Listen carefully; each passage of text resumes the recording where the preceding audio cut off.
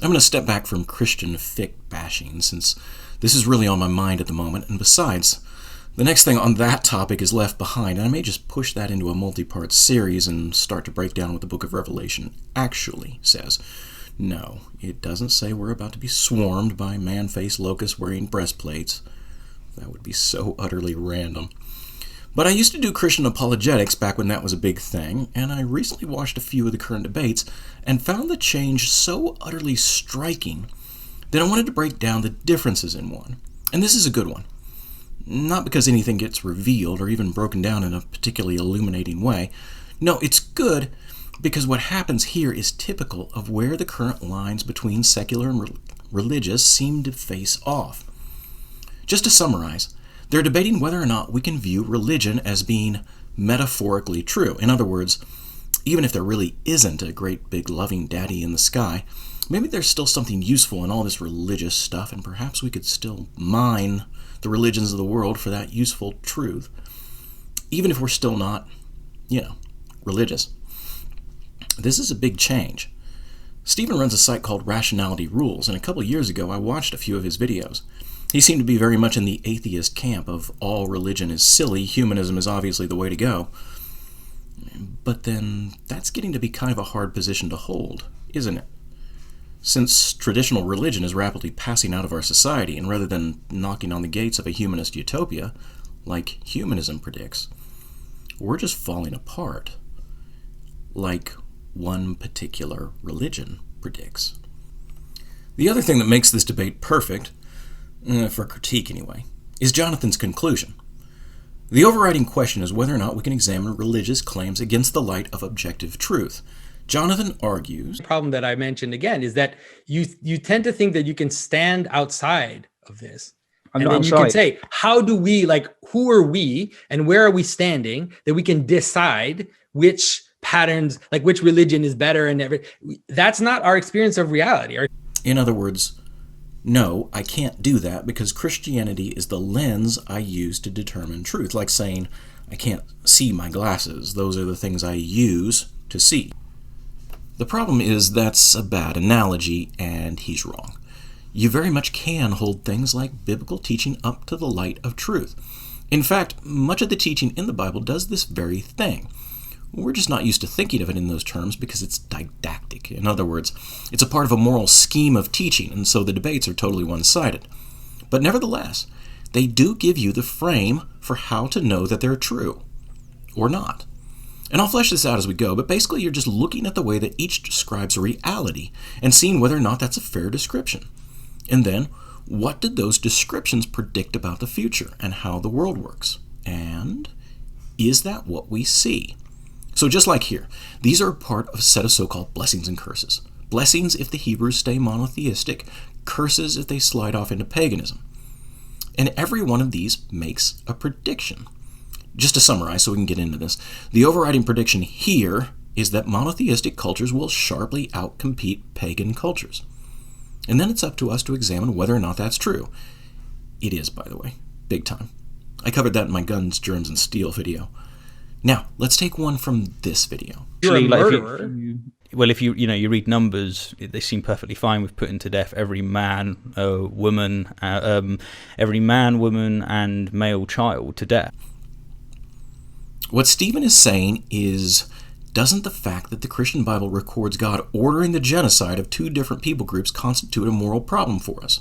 So, isn't this something we could look at objectively and pull out of our ancient faith system?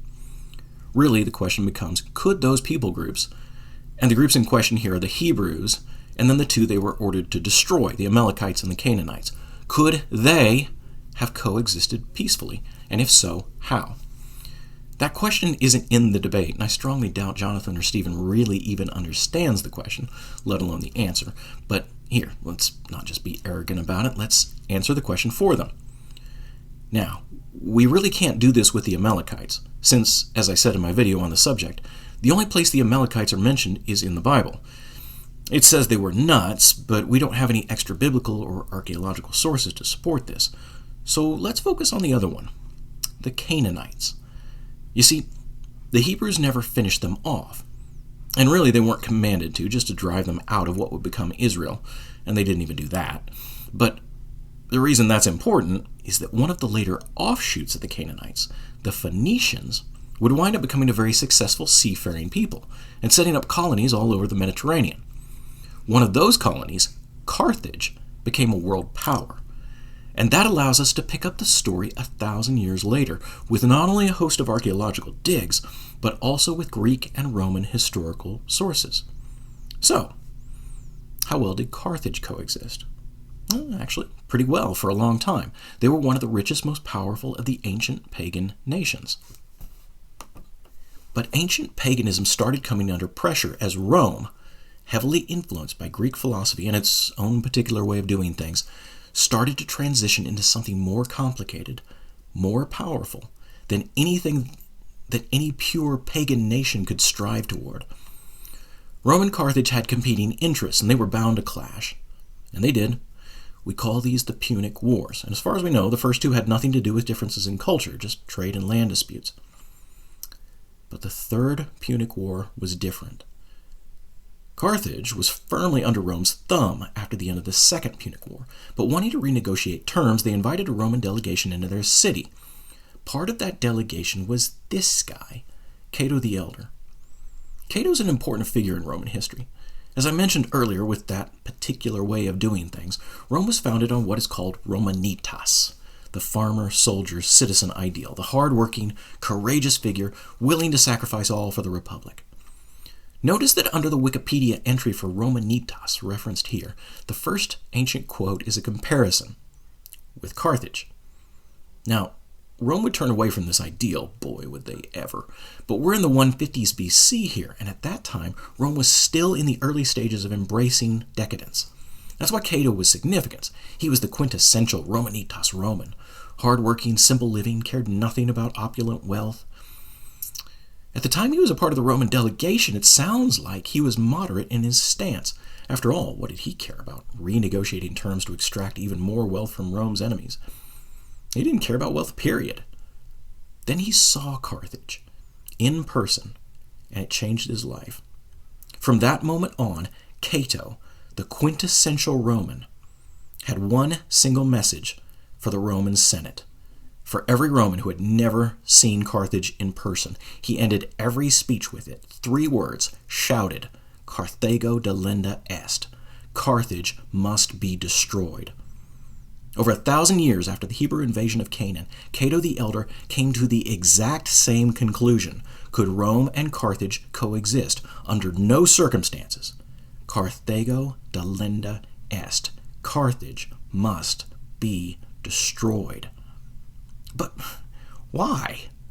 Rome didn't genocide peoples. They subjugated or even just absorbed them. The Roman Empire was built on them. The Romans were the Borg of the ancient world, assimilating everything around them. So why did they have to exterminate Carthage? Okay, let's go back to the biblical narrative. Why weren't the Hebrews supposed to live next to them? Because the Canaanite religion involved a practice that is the absolute nightmare of history: human child sacrifice. For the Canaanites, it was Moloch. Parents would bring their own children and murder them at Moloch's shrines. The ancient descriptions of this are so horrifying I won't even include them, but make no mistake, we are talking about a practice that forces people to violate their most basic humanity. All human societies, tribal or more developed, are founded on the natural desire of parents to see their children live and thrive. And, in reverse, much of human psychology is based off of the infant's complete trust in their parents and the emotional imprinting that comes out of that. This practice, child sacrifice, is the ultimate violation of human nature. And Carthage, the Canaanite offshoot, was rife with it. The Roman historian Diodorus said that the Carthaginians murdered 300 of their own children on one day in order to win their version of Moloch, the deity they called Hammon's, favor. A few years after Cato took up the call, Rome did it. They destroyed Carthage. And they didn't just set it on fire. Roman engineers deconstructed the city, brick by brick, down to its foundations. They killed most of the inhabitants and sold the survivors into slavery. So, what can we learn from this? The first thing we need to be aware of is the debate that surrounds it. This article, linked below, summarizes the debate that has raged in historical circles for ages. Was child sacrifice really even a thing? But wait, you say. There's a debate? You've been talking about this like it's settled. Hold on. The very fact that we're debating this is instructive. You see, the argument that it did exist is based on multiple written accounts, plus archaeological digs with thousands of tiny burned bodies contained in urns, covered in inscriptions that specifically state the bodies were sacrificed in order to obtain the blessing of the god. The argument against it is based on nothing more than our modern sensibilities, refusing to believe that people could actually do that.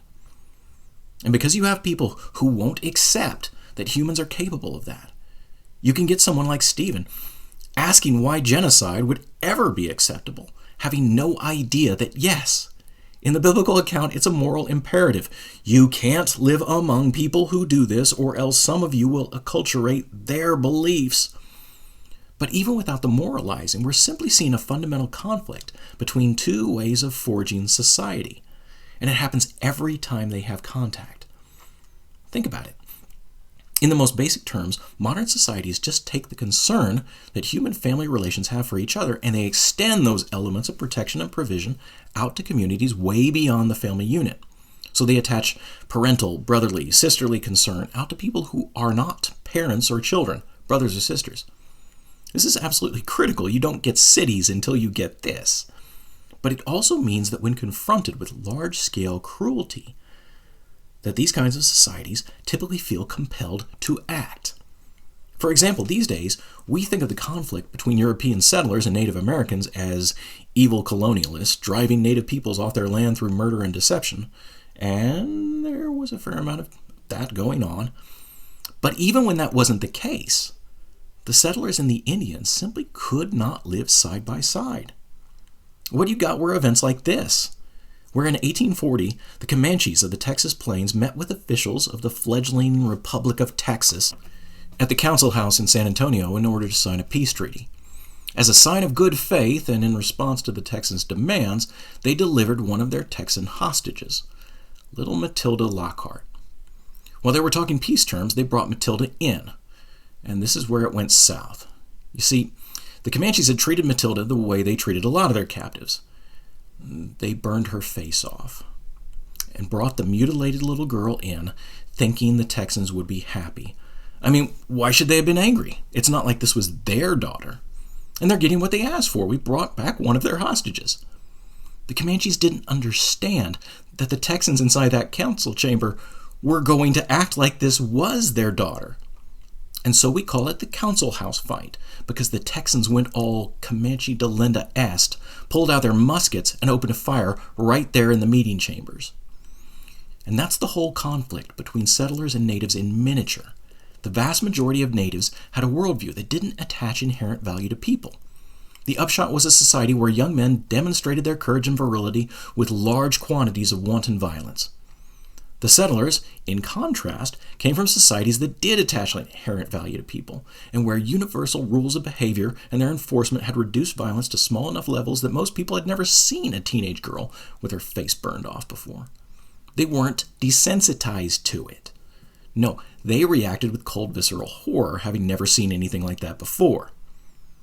The two sides simply didn't understand each other, and they still don't. A few years ago, this man, John Allen Chow, a Christian missionary, was killed by the Sentinelese natives, primitive tribesmen who kill anyone that sets foot on their island. I remember reading an article about this back in 2018, and reading the comments, which were almost universally negative towards Chow. He deserved it. He should have left them alone. The idea being that we coexist with the Sentinelese, and we always will, as long as troublemakers like Chow don't come along and mess it up. But this is naive in the extreme.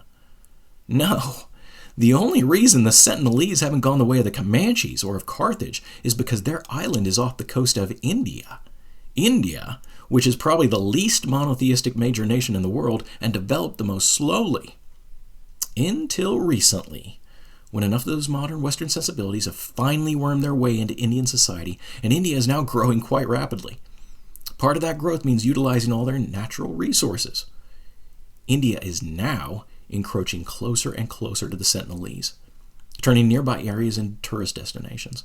And what do you think is going to happen when they're right up next to each other? You think the Indian government is just going to turn a blind eye when a tourist parasail goes slightly off course? The next thing you know, there's a Canadian soccer mom's head mounted on a Sentinelese spear? No. You know what's going to happen. India will send a detachment of Marines to, I'm making the quote signs here, investigate the incident. The Marines will, big shock, come under attack and have to, more quote signs here, defend themselves. And the Sentinelese will be exterminated. And that's the answer to the first question. Can't we just coexist? No, we can't. Complex societies' impulse to extend protection out to everyone will always crash against primitive society's concept of human value. It happens every time. You couldn't take a group of Assyrians and plop them down in modern Brooklyn and have little Assyria. It wouldn't work. Heck, you couldn't even do that with the Greeks or the Romans, as I'll show you later in this series. Those pre-Christian societies are like a different world. There's only one group of ancient people that can live in modern society. And it's not the Babylonians, and it's not the Celts. No, it's the Hebrews. Still humming along, around 3,500 years after they drove out the Canaanites. And in the next video, I'll look at Stephen's complaint about the basis for Hebrew culture, the Mosaic Law, and show you how that law has allowed them to survive from ancient times to modern times. This is David Reichert from The Bunker. Click like and subscribe and click the notification bell, and we'll try and keep the videos coming. Also, see the link below to order Book 1 of the Holocaust Engine series, our pandemic post-apocalyptic horror that won the Pinnacle Award for the best science fiction novel of 2020.